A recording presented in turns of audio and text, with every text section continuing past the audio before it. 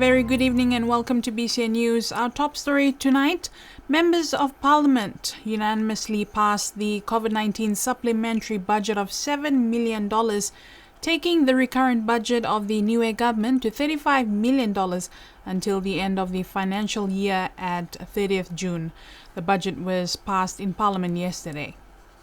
The $7 million is the combined efforts of $3 million from the New Zealand government, $3 million from Australia, and $1 million from Niue's trust fund. The $7 million is appropriated to the following sectors: $50,000 repatriation for the care of those in quarantine, $1 million for the health department, $1.85 million for the private sector, $100,000 for vulnerable citizens, $550,000 for food security, $600,000 for Matabai Limited, $470,000 for government infrastructure, $600,000 for the Niue Development Bank, $1.2 million for the government of Niue, $150,000 for the government's discretionary, $50,000 for tourism, $250,000 for tourism redeployment program. The Minister for Health, Billy Talangi, presented a statement to the Fono Ekepule yesterday. Included in his statement is the update on the medical supplies COVID hospital to prepare the Niue hospital for COVID-19. They have ordered the necessary COVID-19 supplies as part of preparations. These includes all personal protective equipment like masks, respirators, gloves, sanitizers, gowns, face shields, and disinfectants. For care of critical or severe illness from COVID, the hospital is awaiting an order of 4 more ventilators. He informed the Assembly that the Health Department stands ready to evacuate any patients who become critical because the air ambulance can carry COVID-19 patients. The hospital also has a 3-month supply of oxygen as well as 3-month supply of general medication for patients. Most of these are for those who have NCDs such as diabetes and also antibiotics. The telecom team, along with Doug the Builder, have started construction of an isolation COVID-19 hospital. Beds and other equipment are also on order so that the COVID-19 hospital is well equipped should anyone be sick. The minister said that the Health Department remains in regular contact with the New Zealand's Ministry of Health and the World Health Organization to help them prepare for COVID-19. Until Niue has a confirmed or suspected COVID-19 case, authorities prefer not to make social distancing a mandatory requirement associated with mass gatherings. This was clarified by the Director General for Social Services, Gayleen Tasmania, who says social distancing and advice against mass gatherings will be implemented when Niue has a suspected or confirmed cases alongside other measures. Director General for Social Services, Gayleen Tasmania, confirmed the schools are planning as such.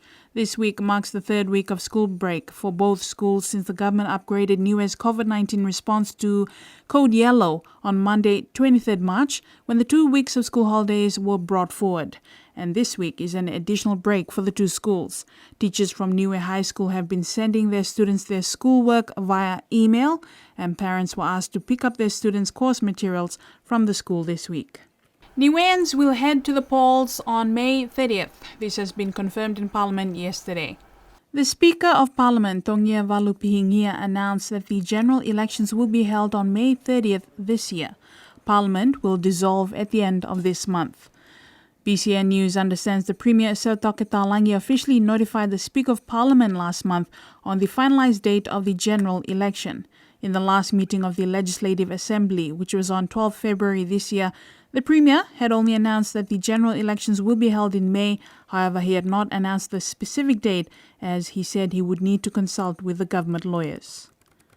And finally, it's back to school for students from next week. Cabinet has already approved schools to recommence on Tuesday, April 14th.